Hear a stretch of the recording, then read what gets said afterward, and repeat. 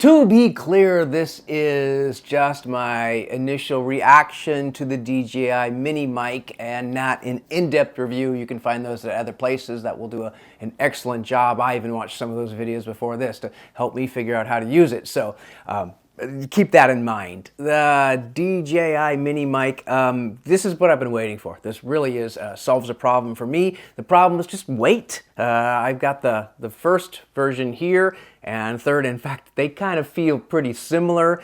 This is about 60 grams lighter.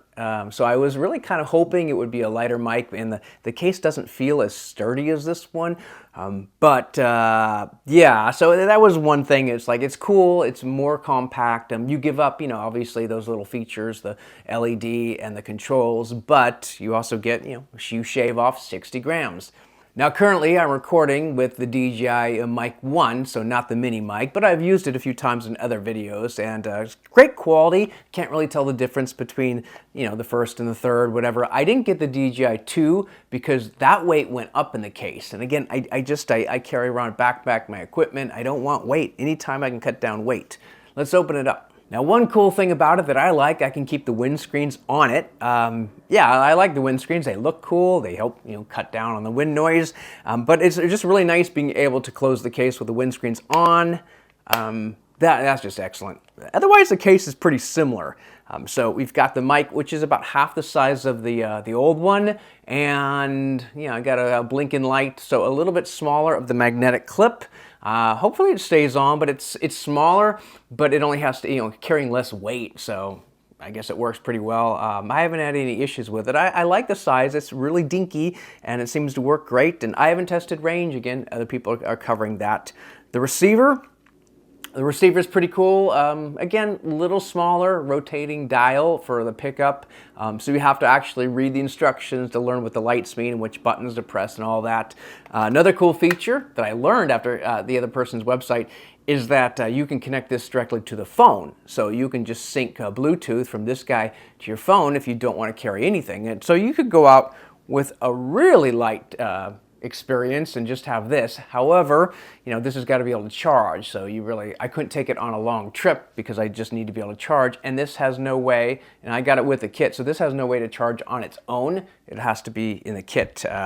The receiver can charge on its own because it has a little USB port. Does it? I thought it did. No, yes. Okay, yeah, this one does have a charger on its own. So one thing also to make sure is that you got this clip nicely locked in place because otherwise it will not be recording and you won't know. But again, the lights tell you everything is blinking now because it's not connected to anything. If it were connected, it would actually be solid. So that's one way to know. Another nice thing is that when this is plugged in, your phone, like I use the iPhone will still be able to play the audio when I play it back. With the current one, or the one I got in there, the original version, you had to take the thing out before you actually hear the audio. So that was kind of like a weird, I don't know why that was that way, but it was kind of annoying that I had to unplug it, play the audio, make sure it worked, and put it back in. So the new one actually handles that. But like I said, otherwise, there's a lot of similarities.